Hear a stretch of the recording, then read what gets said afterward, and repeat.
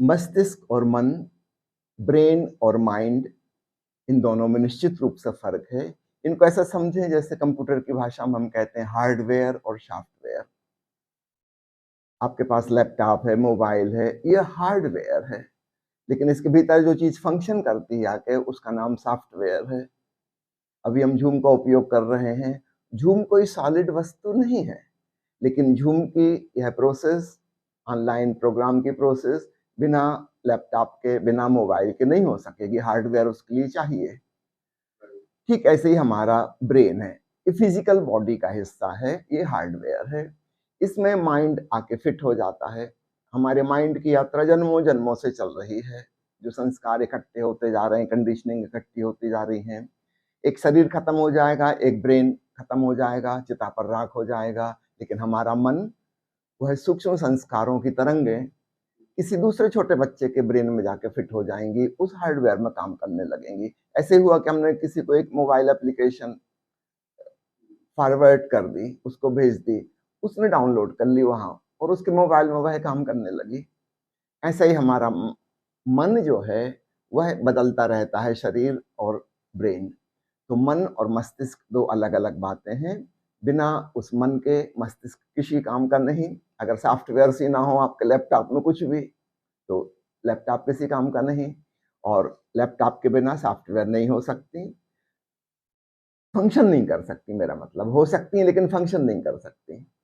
उनको प्रकट होने के लिए मस्तिष्क, ब्रेन चाहिए, ब्रेन को प्रकट होने के लिए फिजिकल बॉडी चाहिए, इंद्रियां चाहिए, तब जाके मैनिफेस्टेशन होगा।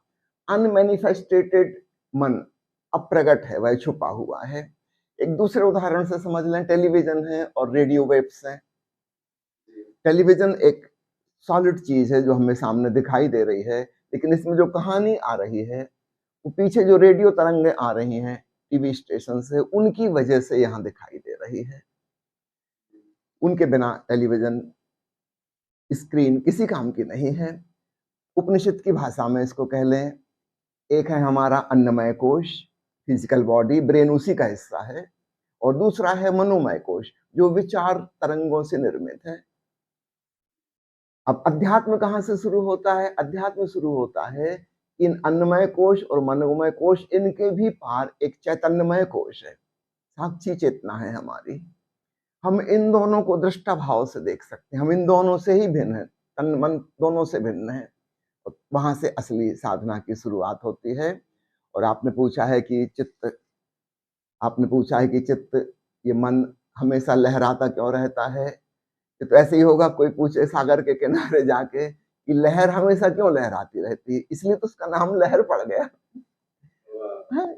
अगर वो ना लहराए तो उसका नाम शांत सागर हो जाएगा, फिर वो लहर नहीं होगी। ठीक ऐसे ही हमारे भीतर दोनों चीजें हैं।